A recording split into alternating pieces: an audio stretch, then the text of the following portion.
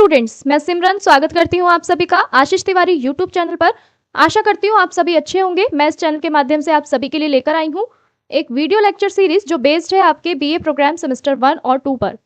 ये video series आपकी Hindi subject से रिलेटेड रहने वाली है, जो आपका एबिलिटी एनहांसमेंट का कोर्स है सोशल मीडिया और ब्लॉग लेखन। अगर आप DU, SOL, रेगुलर या अदर किसी यूनिवर्सिटी से इस सब्जेक्ट को पढ़ रहे हैं तो ये वीडियो सीरीज आपके लिए बहुत ज़्यादा हेल्पफुल होने वाली है। हर चैप्टर को हम सिंपल भाषा में समझेंगे, इंपॉर्टेंट कॉन्सेप्ट को ब्रेक डाउन करेंगे और एग्जाम के पॉइंट ऑफ व्यू से भी डिस्कस करेंगे। तो स्टूडेंट्स, अगर आप DU, SOL, regular, NC web या अदर किसी यूनिवर्सिटी से कोई और सब्जेक्ट समझना चाहते हैं आसानी से, तो चैनल को सब्सक्राइब जरूर कीजिएगा और वीडियो को लाइक कीजिएगा और अपने दोस्तों के साथ शेयर करना ना भूलें। एंड सोल से रिलेटेड डेली अपडेट्स के लिए आप हमारा व्हाट्सअप चैनल फॉलो कर लीजिएगा। तो चलिए शुरू करते हैं। तो स्टूडेंट्स, सबसे पहले हम ये डिस्कस कर लेते हैं इस सब्जेक्ट में कितनी यूनिट्स हैं और कौन कौन सी यूनिट्स को हम कवर करेंगे आज इस वीडियो में। तो अगर हम इस सब्जेक्ट में सिलेबस को देखें तो हमारा जो सिलेबस है इसमें हमें 2 यूनिट दी हुई है इस सब्जेक्ट में। जो पहली यूनिट है वो है हमारी सोशल मीडिया और ब्लॉग। इस वीडियो के अंदर हम फर्स्ट यूनिट को कवर करेंगे, जिसके अंदर हम जानेंगे कि सोशल मीडिया का अर्थ क्या है और उसकी परिभाषा क्या है। दूसरा है सोशल मीडिया का क्या प्रभाव है आज के समय में और उसका क्या महत्व है। तीसरा, सोशल मीडिया के प्रकार जैसे Wikipedia, blog, social networking sites, Twitter, YouTube, Instagram, इन सब की भूमिका आज के आधुनिक समय में किस प्रकार से है। और चौथा जो है वो है हमारा ब्लॉग लेखन, यानी ब्लॉग लेखन हम किस प्रकार से लिखते हैं, ब्लॉग किस तरीके से लिखा जाता है, उसका सामान्य परिचय इसमें हम डिस्कस करेंगे। फिर हम नेक्स्ट वीडियो में डिस्कस करेंगे यूनिट 2 को। तो चलिए स्टार्ट करते हैं। सबसे पहले हम यूनिट 1 को डिस्कस करते हैं। तो यूनिट 1 जो है हमारी वो है सोशल मीडिया और ब्लॉग लेखन। तो जानते हैं सबसे पहले इस यूनिट को पढ़ने का हमारा जो अधिगम का उद्देश्य है वो क्या है, यानी कि हमारी लर्निंग ऑब्जेक्टिव क्या है, क्यों पढ़ रहे हैं हम इसे। इस इकाई का उद्देश्य छात्रों को सोशल मीडिया के व्यवहारिक उपयोग और उसके प्रभाव के बारे में विस्तृत जानकारी देना है। आज के डिजिटल युग में सोशल मीडिया केवल संचार का माध्यम नहीं रह गया है, बल्कि ये शिक्षा, व्यापार, सामाजिक जागरूकता और पत्रकारिता का महत्वपूर्ण साधन बन चुका है। तो इसके अंदर ये सब्जेक्ट पढ़ने का हमारा मोटो क्या है, यानी कि इसका उद्देश्य क्या है, क्यों पढ़ रहे हैं ये सब्जेक्ट हम इसलिए पढ़ रहे हैं क्योंकि सोशल मीडिया का व्यवहारिक उपयोग किस प्रकार से आज के समय में किया जा रहा है और आज के समय में किस प्रकार से हमारा जो डिजिटल युग है वो सिर्फ संचार का माध्यम नहीं रहा है, बल्कि वो शिक्षा के जगत में, व्यापार के जगत में अनेकों प्रकार से हम देख सकते हैं जागरूकता फैलाने का ये कार्य कर रहा है। तो इस अध्याय के माध्यम से हम समझेंगे कि सोशल मीडिया पर सामाजिक अभियानों के लिए विज्ञापन किस प्रकार से बनाए जाते हैं, ठीक है, और समझेंगे कि व्यापार और मार्केटिंग के लिए सोशल मीडिया का उपयोग किस प्रकार से किया जाता है, सोशल मीडिया के माध्यम से प्रभावी संचार और प्रचार किस प्रकार से किया जाता है, और ये भी समझेंगे कि निजी ब्लॉग तैयार करना और उसका संचालन करना किस प्रकार से होता है। साथ साथ सोशल मीडिया से प्राप्त जानकारी के आधार पर हम रिपोर्ट भी तैयार करेंगे और विभिन्न विषयों पर भी आलेख लेखन की प्रक्रिया को हम समझेंगे। तो यानी जितने भी पॉइंट्स हैं इन सबको आज की इस वीडियो में हम डिस्कस करने वाले हैं और इस अधिगम का उद्देश्य हमारा यही है, यानी इस सब्जेक्ट को पढ़ने का जो उद्देश्य है हमारा वो ये सारे हैं। और डिजिटल मीडिया के माध्यम से हम समाज में किस प्रकार से जागरूकता फैला सकते हैं, किस प्रकार से सूचना का प्रसार कर सकते हैं, ये भी हम जानेंगे। तो इस प्रकार ये इकाई जो है वो छात्रों को डिजिटल मीडिया साक्षरता यानी डिजिटल मीडिया लिटरेसी को विकसित करने में भी हमारी हेल्प करेगी। यानी हम जानेंगे इसके अंदर कि किस प्रकार से हमारी जो डिजिटल मीडिया लिटरेसी है हम उसको किस प्रकार से समझेंगे। ये पूरी यूनिट जो है हमारी उसके ऊपर बेस्ड है। तो चलिए स्टार्ट करते हैं। सबसे पहला जो है हमारा वो है सोशल मीडिया का अर्थ और परिभाषा। तो अगर हम सोशल मीडिया के अर्थ की बात करें तो सोशल मीडिया आधुनिक संचार का एक महत्वपूर्ण माध्यम है जो इंटरनेट के माध्यम से लोगों को जोड़ने और जानकारी साझा करने की सुविधा प्रदान करता है। सोशल मीडिया के माध्यम से लोग विचार, अनुभव, फोटो, वीडियो, समाचार और अन्य जानकारी दुनिया भर के लोगों के साथ साझा कर सकते हैं। अगर हम सरल शब्दों में कहें तो सोशल मीडिया इंटरनेट पर आधारित एक ऐसा मंच है जहां लोग आपस में संवाद करते हैं, जानकारी साझा करते हैं और सामाजिक संबंध भी बनाते हैं। यानी जो हमारा सोशल मीडिया का जो अर्थ है वो क्या है कि सोशल मीडिया जो है आज के समय में आधुनिक संचार का एक महत्वपूर्ण माध्यम बन चुका है।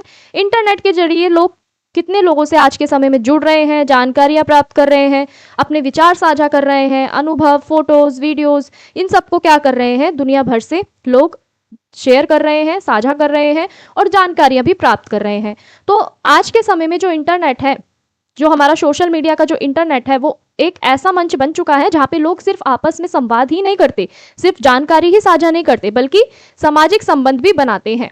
तो अब हम बात करते हैं, यह जो है हमारा सोशल मीडिया जो है यह एक पारंपरिक मीडिया बन चुका है। कैसे कि समाचार पत्र भी है इसके अंदर, रेडियो भी है और टेलीविजन भी है। इन सबसे क्या है, ये अलग है क्योंकि इसमें उपयोगकर्ता स्वयं सामग्री बनाता है। ठीक है, उपयोगकर्ता जो होता है वो स्वयं सामग्री बनाता है और प्रकाशित करता है। यानी जो हमारी पारंपरिक मीडिया जो थी, जैसे समाचार पत्र, रेडियो, टेलीविजन, सोशल मीडिया जो है वो इन सबसे बहुत अलग है।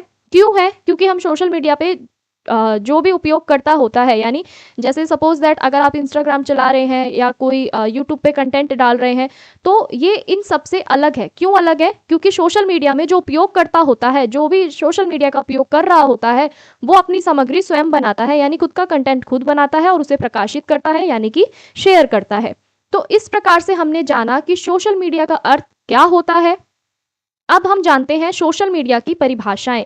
अगर हम सामान्य परिभाषा की बात करें, जैसा अभी हमने जाना, सामान्य परिभाषा क्या कहती है कि सोशल मीडिया वह ऑनलाइन मंच है जहां उपयोगकर्ता सामग्री का निर्माण करते हैं, उसे साझा करते हैं और अन्य लोगों के साथ संवाद करते हैं। यानी सोशल मीडिया क्या है? एक ऑनलाइन ऐसा मंच है जहां पे लोग अपना खुद का कंटेंट बनाते हैं, उसे शेयर करते हैं और अन्य लोगों के साथ क्या करते हैं? अन्य लोगों के साथ संवाद करते हैं, यानी बातचीत करते हैं। दूसरी परिभाषा हमारी क्या कहती है? दूसरी परिभाषा जो है वो है संचार के दृष्टिकोण से सोशल मीडिया एक ऐसा डिजिटल माध्यम है जिसके द्वारा लोग बहुत कम समय में बहुत बड़ी संख्या तक लोगों तक सूचना पहुंचा सकते हैं। यानी हमारा जो संचार के दृष्टिकोण से अगर हम बात करें तो सोशल मीडिया एक ऐसा डिजिटल माध्यम है जिसमें लोग बहुत कम समय में, यानी मिनटों में, आप देखते हैं जैसे कोई भी रील वायरल होती है या यूट्यूब पे कोई भी शॉर्ट वायरल होता है, तो ये जो संचार का दृष्टिकोण है, संचार के दृष्टिकोण से जो संचार की सोशल मीडिया की जो परिभाषा है वो ये कहना चाहती है कि जैसे अभी आप लोग एग्जाम्पल में देख ही रहे हैं कि अभी इंस्टाग्राम है या कोई यूट्यूब है, उस पर कोई भी आप शॉर्ट्स देखते हैं या रील देखते हैं, तो वो बहुत कम समय में बहुत तेजी से वायरल होती है, यानी बहुत बड़ी संख्या में लोगों तक वो क्या करती है? फैलती है, पहुंचती है लोगों तक। ठीक है, और जिसका जो उसका जो माध्यम होता है, मनोरंजन भी हो सकता है कभी कभार, ठीक है, या जानकारी भी देना हो सकता है। अब जो इसकी तीसरी परिभाषा है सोशल मीडिया की, वो क्या है? तकनीकी दृष्टिकोण से अगर हम सोशल मीडिया की बात करें तो सोशल मीडिया इंटरनेट आधारित एक एप्लीकेशन और वेबसाइटों का समूह है जो उपयोगकर्ता को सामग्री बनाने, साझा करने और बातचीत करने की सुविधा देता है। यानी अगर हम तकनीकी रूप से देखें, यानी टेक्नोलॉजी के उससे देखें, तो हमारा जो सोशल मीडिया है ये इंटरनेट के जरिए एक ऐसा एप्लीकेशन, एक ऐसी वेबसाइट का ग्रुप है जो सिर्फ उपयोगकर्ता को क्या करता है? सामग्री बनाने में, यानी कंटेंट बनाने में, उसको साझा करने में, शेयर करने में और बातचीत करने की क्या देता है? सुविधा देता है। तो ये थी हमारी सोशल मीडिया की परिभाषाएं। अब हम जानते हैं सोशल मीडिया की प्रमुख विशेषताएं कौन कौन सी हैं। अगर हम सोशल मीडिया की प्रमुख विशेषताओं की बात करें तो ये क्या है? सबसे पहली विशेषता कि ये वैश्विक संपर्क में, यानी ग्लोबल कनेक्टिविटी हमसे रखता है। जैसा आप इमेज में देख पा रहे हैं कि यहाँ पे एक वो बना हुआ है, ग्लोब बना हुआ है, और उसमें सोशल मीडिया के कुछ ऐप्स है, वो किस तरीके से हम उसमें क्या कर रहे हैं? कनेक्टिविटी रख रहे हैं। तो वैश्विक संपर्क क्या कहता है? पहली विशेषता क्या कहती है सोशल मीडिया की कि सोशल मीडिया के माध्यम से दुनिया के किसी भी हिस्से के लोग एक दूसरे से क्या हो सकते हैं? जुड़ सकते हैं। जैसा कि आप लोग देखते हैं कि कई ऐसे लोग हैं जो फेसबुक पे, इंस्टाग्राम पे अपने जो फ्रेंड्स हैं वो बनाते हैं। तो वैश्विक संपर्क जो है इसकी पहली विशेषता है सोशल मीडिया की। हम दुनिया के किसी भी हिस्से में से बैठ के किसी भी लोगों मतलब किसी भी प्रकार से हम लोगों से क्या कर सकते हैं? संपर्क कर सकते हैं। ठीक है, बातचीत कर सकते हैं। अब जो दूसरा है हमारा वो है इंस्टेंट कम्युनिकेशन, यानी त्वरित संचार जो है वो क्या है कि सोशल मीडिया पर जानकारी बहुत तेजी से फैलती है। कोई भी समाचार कुछ ही मिनटों में लाखों लोगों तक वो पहुंच सकता है। यानी आपने, जैसा मैंने अभी आपको बताया कि सोशल मीडिया पे जो जानकारी होती है या कोई मनोरंजन की कोई वीडियो वायरल होती है, कोई रील होती है या कोई शॉर्ट्स वायरल होती है, तो उसमें क्या होता है? कभी कभी हमें जानकारी जो होती है बहुत ज़्यादा लोगों तक पहुंचती है, ठीक है, समाचार के माध्यम से। और कुछ ऐसी हमारी उसके अंदर वो होती हैं, कुछ ऐसी होती हैं मनोरंजन के लिए हमारे लिए वीडियोस जो लोगों तक पहुंचाई जाती है। अब जो तीसरा जो है उपयोगकर्ता द्वारा निर्मित सामग्री। सोशल मीडिया पर सामग्री केवल संस्थाएं नहीं बल्कि आम लोग भी बनाते हैं। जैसा आप यहाँ पे इमेज में देख रहे हैं, जो सोशल मीडिया है उस पर सिर्फ कोई संस्था या कोई हमारी जो अलग अलग जो संस्थाएं होती हैं वो ही नहीं बनाती सिर्फ वीडियोस को, रील्स को, बल्कि कोई भी लोग, आम लोग जो होते हैं वो बना सकते हैं। उसके बाद है सहभागिता यानी पार्टिसिपेशन। उपयोगकर्ता पोस्ट पर टिप्पणी कर सकते हैं, लाइक कर सकते हैं और अपनी प्रतिक्रिया दे सकते हैं। यानी जो उपयोगकर्ता है वो क्या कर सकता है, पोस्ट कर सकता है, ठीक है, लाइक कर सकता है किसी और वीडियोस को, किसी की और पोस्ट को, और अपनी प्रतिक्रिया उस पर दे सकता है। जैसे कि आजकल के टाइम में लोग कितने सारे कमेंट्स करते हैं, ठीक है। तो ये क्या है, सोशल मीडिया की ये भी एक विशेषता है, सहभागिता, यानी लोग इसमें अपना क्या करते हैं, अपनी प्रतिक्रिया देते हैं, अपने विचार साझा करते हैं। अब हम बात करते हैं मल्टीमीडिया सामग्री। मल्टीमीडिया सामग्री की अगर हम बात करें तो सोशल मीडिया पर विभिन्न प्रकार की हमें सामग्री हमारे साथ साझा की जाती है। जैसे हमारी फोटोज हो सकती हैं, उसमें वीडियोस हो सकती हैं, ऑडियोज हो सकती हैं, और लाइव प्रसारण यानी जो हमारी लाइव स्ट्रीम्स होती हैं वो भी हमें देखने को मिलती है। तो मल्टीमीडिया सामग्री भी हमें देखने को मिलती है, यानी मल्टीमीडिया कंटेंट भी हमें देखने को सोशल मीडिया के माध्यम से मिलता है, जैसा आप यहाँ पे इमेज में देख सकते हैं। तो ये है हमारी सोशल मीडिया की विशेषता। अब हम जानते हैं कि सोशल मीडिया का विकास किस प्रकार से हुआ। तो एक शॉर्ट पॉइंट से हम समझते हैं कि सोशल मीडिया का विकास किस प्रकार से हुआ।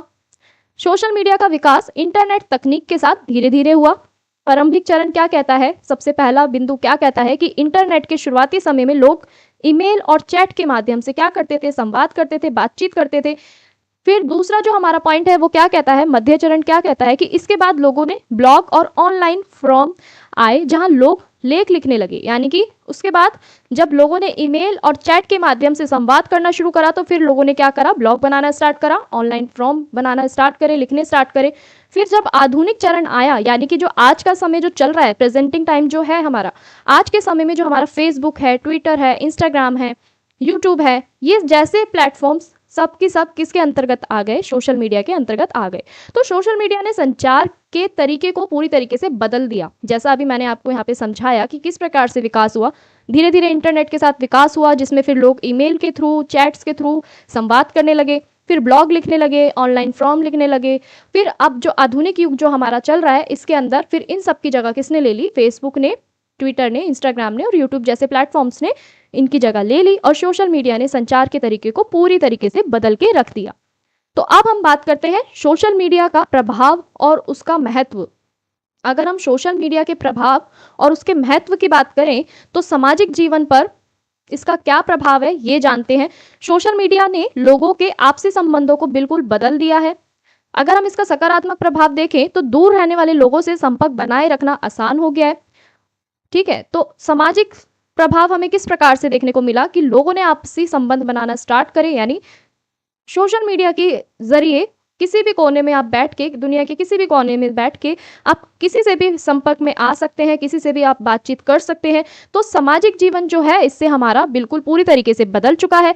अगर हम सकारात्मक प्रभाव देखें यानी पॉजिटिव इम्पैक्ट देखें इसका, तो इससे क्या हुआ कि जितने भी लोग जो हैं वो दूर रहने वाले जो लोग हैं उन्होंने संपर्क बनाए, ठीक है, संपर्क बनाए रखना उनसे आसान हो गया, बातचीत हमारी आसान हो गई, और लोगों को नई जानकारी और समाचार जो थे वो बहुत जल्दी मिल जाते हैं। सामाजिक मुद्दों के बारे में भी इससे क्या हो रही थी, जागरूकता बढ़ती है, ठीक है।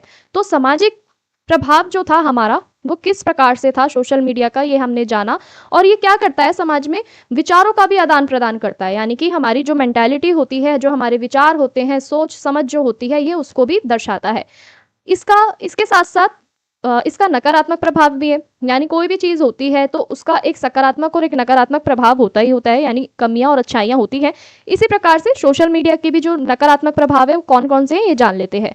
लोग वास्तविक जीवन में कम और ऑनलाइन अधिक समय बिताने लगे। गलत जानकारी और अफवाहें इससे बहुत तेजी से फैलती है। साइबर अपराध और ऑनलाइन धोखाधड़ी का खतरा इससे बहुत बढ़ जाता है। और व्यक्तिगत गोपनीयता जो होती है हमारी, ये उसको भी प्रभावित करती है, यानी जो हमारी प्राइवेसी होती है ये उसको भी हमें, हमारी प्राइवेसी पे भी ये इफेक्ट करती है, प्रभावित करती है। तो नकारात्मक प्रभाव क्या कहता है कि लोग ज्यादातर अपना रियल लाइफ में टाइम स्पेंड करने की बजाय वो ऑनलाइन ही अपना समय बिताने लगे हैं। गलत जानकारी और जो अफवाहें होती हैं झूठी, वो बहुत तेजी से फैलने लगती है। साइबर अपराध बढ़ रहा है, ठीक है, ऑनलाइन धोखाधड़ी हो रही है, ठीक है, और जो आपकी प्राइवेसी है वो भी इससे क्या हो रही है, प्रभावित हो रही है। तो ये थे हमारे सोशल मीडिया के कुछ नकारात्मक प्रभाव। अब हम बात करते हैं सोशल मीडिया के क्षेत्र में प्रभाव किस प्रकार से, सोशल मीडिया का जो प्रभाव है वो शिक्षा के क्षेत्र में किस प्रकार से है।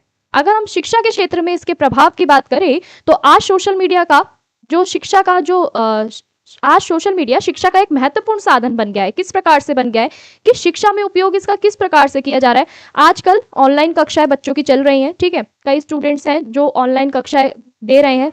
फॉर एग्जाम्पल, जैसे अब मैं आपको वीडियोस के थ्रू समझा रही हूँ, तो ये क्या है, किस किस माध्यम से समझा रही हूँ मैं, यूट्यूब के जरिए आपको समझा रही हूँ, टीच कर रही हूँ, ठीक है, पढ़ा रही हूँ। तो ये भी क्या है, हमारा ऑनलाइन कक्षाओं में आ रहा है, ठीक है। यानी शिक्षा में हम सोशल मीडिया का उपयोग किस प्रकार से कर रहे हैं।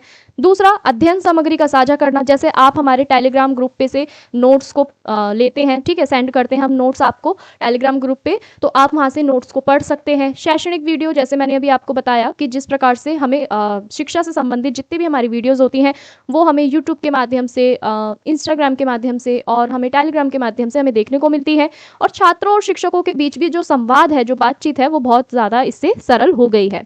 उदाहरण के रूप में विद्यार्थी यूट्यूब या ब्लॉग के माध्यम से कई विषयों की जानकारी क्या कर सकता है, प्राप्त कर सकता है।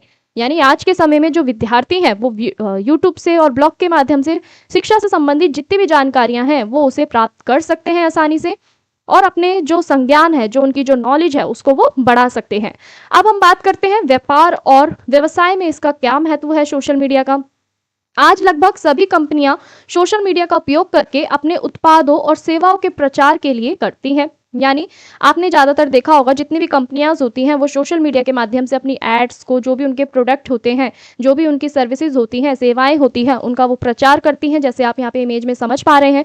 व्यवसाय में उपयोग इसका किस प्रकार से किया जाता है कि डिजिटल मार्केटिंग के जरिए यहाँ पे देखा जाता है, ठीक है। ऑनलाइन विज्ञापन साझा किए जाते हैं, शेयर किए जाते हैं, एड्स जितनी भी होती है हमारी ऑनलाइन, ग्राहक सेवा दी जाती है, ठीक है। जैसे हमारा जितनी भी कस्टमर से संबंधित जितनी भी हमारी सर्विसेज होती हैं वो आती हैं इसमें, ब्रांड का प्रचार किया जाता है। तो सोशल मीडिया के माध्यम से कंपनियां सीधे ग्राहक से संवाद कर सकती हैं। तो ये भी क्या है, एक इसका सकारात्मक प्रभाव है व्यापार और व्यवसाय में सोशल मीडिया का। अब हम बात करते हैं राजनीति में सोशल मीडिया का क्या प्रभाव है। अगर हम राजनीति में समझे तो राजनीति दल और नेता भी सोशल मीडिया का उपयोग जनता तक पहुंचने के लिए करते हैं, ठीक है। यानी जितने भी हमारे राजनीतिक दल होते हैं, जितनी भी पार्टीज होती हैं, जितने भी हमारे नेताज होते हैं, वो क्या करते हैं, सोशल मीडिया का उपयोग करते हैं, जिसके माध्यम से वो जनता तक पहुंचने की कोशिश करते हैं। और वो इसका किस प्रकार से उपयोग करते हैं, जब भी आपके इलेक्शंस होते हैं, चुनाव होते हैं, वो उसका प्रसार करते हैं, ठीक है, प्रचार और प्रसार करते हैं, ठीक है। और सरकारी योजनाओं की भी वो कई बार आपको जानकारियां देते हैं। तो राजनीति में भी जो सोशल मीडिया का जो महत्व है वो काफी हमें अधिक देखने को मिलता है। तो इससे क्या होता है, राजनीति में जनता से संवाद जो होता है वो डायरेक्ट होता है, ठीक है। और राजनीतिक विचारों का भी क्या कर सकते हैं, प्रचार कर सकते हैं।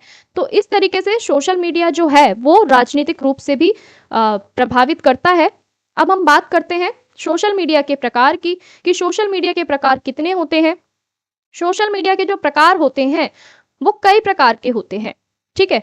प्रत्येक का उपयोग अलग अलग उद्देश्यों के लिए किया जाता है। सबसे पहले नंबर पे आता है हमारा विकिपीडिया। विकिपीडिया जो है हमारा वो एक ऑनलाइन विश्वकोश है जिसमें विभिन्न विषयों की जानकारी उपलब्ध है। इसकी विशेषता यह है कि इसमें कोई भी व्यक्ति जानकारी लिख सकता है और उसे संपादित कर सकता है।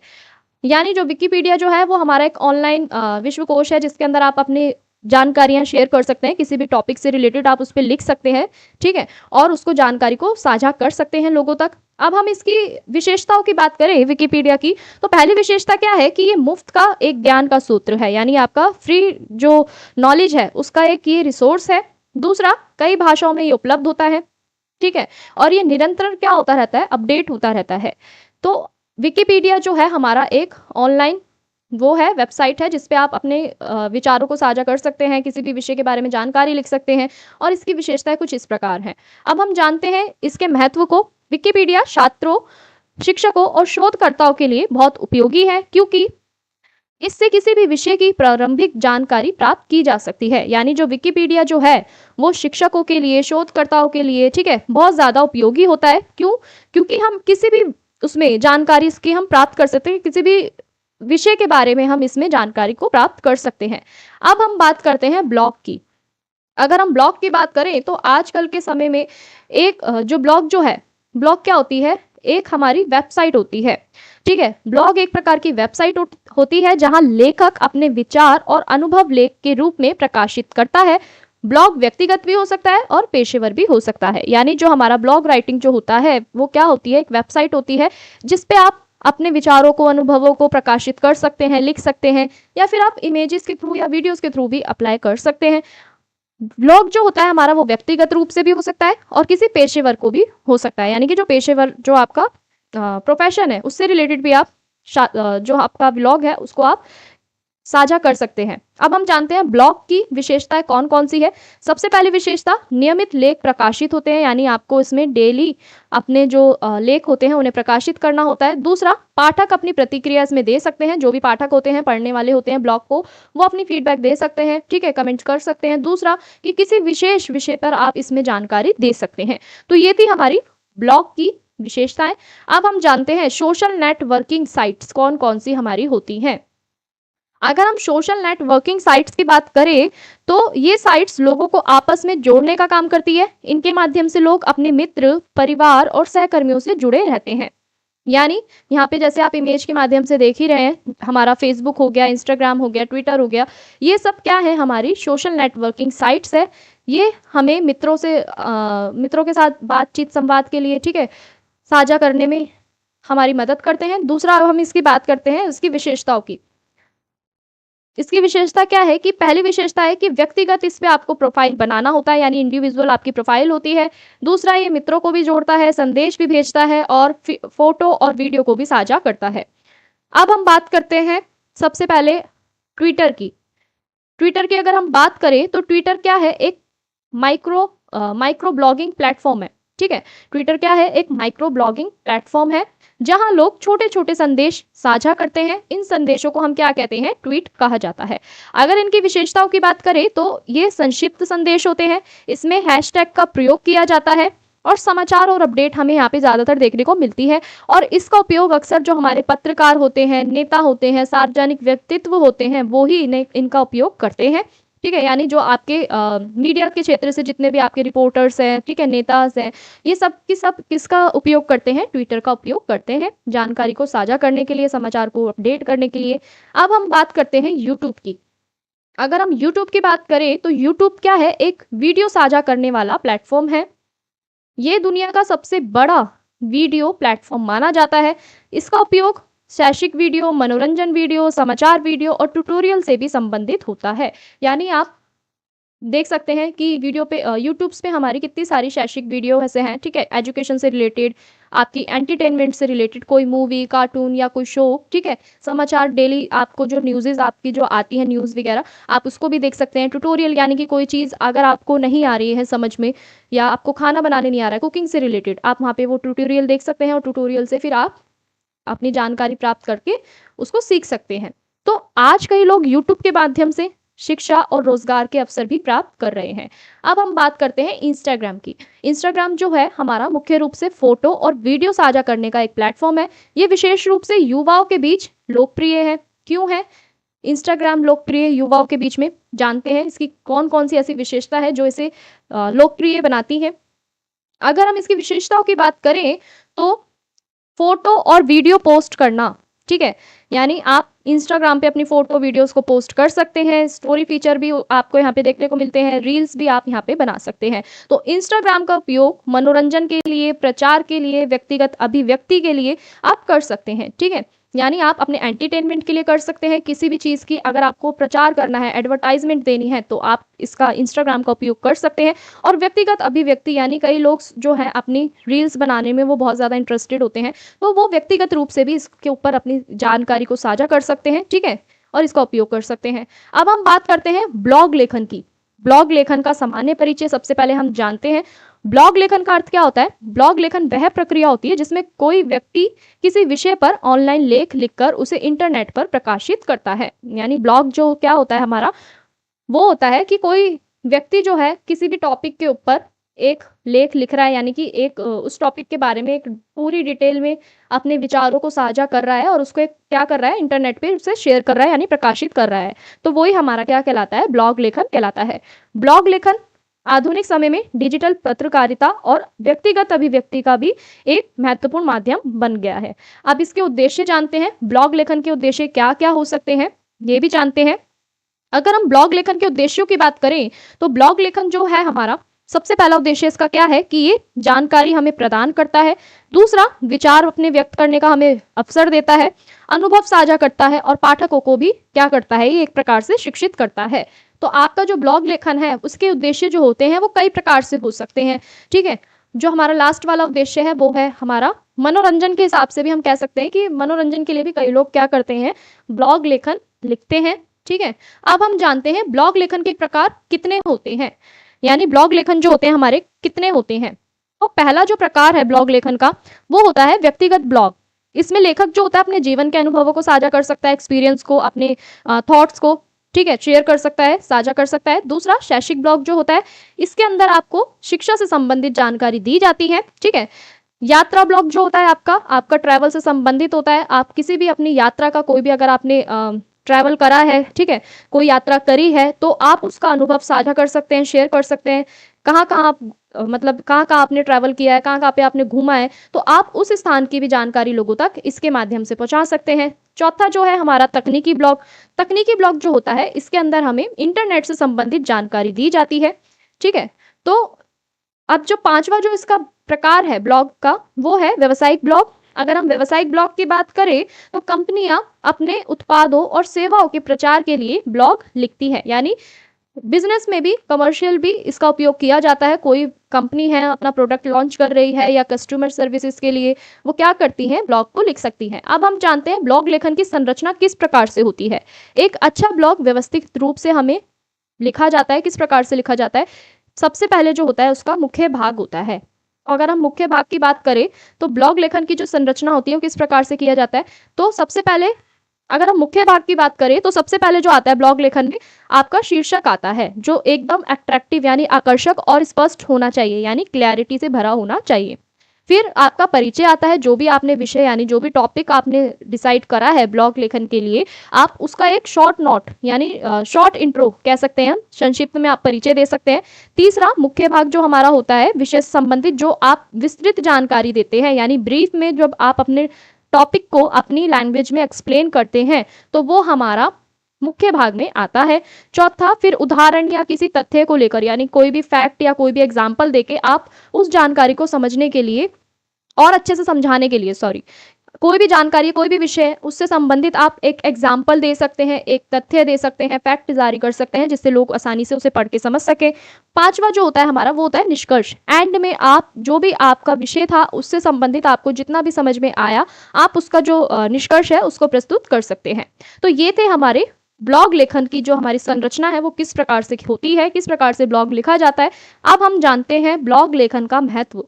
अगर हम ब्लॉग लेखन के महत्व की बात करें तो ये क्यों जरूरी होता है, क्या महत्व होता है इसका। पहला जो महत्व होता है, ये व्यक्तियों के जो भी विचार होते हैं उन्हें व्यक्त करने का एक माध्यम है, ठीक है। ये हमारे ज्ञान और जानकारी का भी प्रसार करता है, यानी आपकी नॉलेज को भी बढ़ाता है और आपको एक तरीके से जागरूक भी रखता है। सभी प्रकार की जानकारियां जो होती है वो आपको मिलती है ब्लॉग लेखन के माध्यम से। तीसरा, रचनात्मकता का विकास करता है, यानी आपके अंदर एक क्रिएटिविटी को भी ये डेवलप करता है। चौथा, व्यक्तिगत पहचान बनाना, यानी इंडिविजुअली आपको एक नई पहचान मिलती है, ठीक है। रोजगार और आय का साधन भी है, यानी एक तरीके से ये आपको जॉब अपॉर्चुनिटीज भी देता है और एक तरीके से आपका ये आय का साधन भी है, यानी इनकम सोर्स भी आपका कहलाता है। तो ये थे हमारे ब्लॉग लेखन के महत्व। अब हम जानते हैं एक अच्छे ब्लॉग की विशेषताएं किस प्रकार से होती है, एक अच्छा ब्लॉग किसको कहा जाता है। अब हम बात करते हैं एक अच्छे ब्लॉग की विशेषता की। तो एक अच्छे ब्लॉग की जो विशेषता होती है वो क्या होती है कि आपका जो ब्लॉग है वो एक तरीके से क्या होना चाहिए, बहुत ज़्यादा स्पष्ट होना चाहिए और उसमें जो भाषा का आप यूज़ कर रहे हैं वो बहुत ज़्यादा सरल होनी चाहिए भाषा, ठीक है। किसी भी प्रकार की उसमें कोई डिफिकल्ट वर्ड्स का यूज़ नहीं किया जाना चाहिए या फालतू के जो अनावश्यक शब्द होते हैं उनका आप इसमें यूज़ नहीं कर सकते हैं, ठीक है। और साथ ही साथ जो आपका ब्लॉग होता है वो एकदम आपका आकर्षक होना चाहिए, यानी जो भी आप उसका शीर्षक लिख रहे हैं, जो भी टाइटल लिख रहे हैं वो एकदम अट्रैक्टिव होना चाहिए। उपयोगी और विश्वसनीय जानकारी इसमें होनी चाहिए, यानी यूजफुल होना चाहिए, ठीक है, जनता के लिए। और एक तरीके से विश्वसनीय जानकारी, यानी जानकारी जो होनी चाहिए वो रियलिटी बेस्ड होनी चाहिए, वास्तविकता पे आधारित होनी चाहिए। और जो रोचक लेखन शैली है, यानी एक तरीके से कह सकते हैं कि एक उसमें आपका जो ब्लॉग आप लिख रहे हैं उसके अंदर एक रोचकता होनी चाहिए, ठीक है, एक इंटरेस्ट होना चाहिए जिससे जो पाठक है उसको जो पढ़ के जो समझ में आ रहा है तो वो आसानी से समझ में आ सके, ठीक है। जो हमारा लास्ट वाला है वो सही व्याकरण, यानी जो आप लिख रहे हैं ब्लॉग को उसके अंदर आपको व्याकरण के नियमों का भी पालन करना है, ठीक है। समझना है कि कैसे सेंटेंसेस आप बना रहे हैं, जो भी आप वाक्य बना रहे हैं उसमें आपने सही व्याकरण का उपयोग करा है या नहीं करा है। तो इस प्रकार से जो होती हैं वो हमारे एक अच्छे ब्लॉग की विशेषताएं कहलाती हैं। सो स्टूडेंट्स, ये थी आपकी फर्स्ट यूनिट जिसके इंपॉर्टेंट टॉपिक्स को मैंने आपको शॉर्ट में एक्सप्लेन कर दिया है। अगर किसी भी स्टूडेंट्स को ये नोट्स चाहिए हैं तो आप हमारा टेलीग्राम चैनल को ज्वाइन कर लीजिएगा, वहां आपको ये नोट्स मिल जाएंगे। अगर किसी भी स्टूडेंट्स को कोई डाउट है या कोई क्वेरी है तो आप हमें कमेंट सेक्शन में कमेंट कर सकते हैं या इंस्टा पेज को फॉलो करके भी पूछ सकते हैं। डेली अपडेट्स के लिए आप हमारा व्हाट्सअप चैनल ज्वाइन कर लीजिएगा। अगर आपको ये लेक्चर यूजफुल लगा हो तो वीडियो को लाइक करें, चैनल को सब्सक्राइब करें। मिलते हैं अगली वीडियो में। Thanks for watching.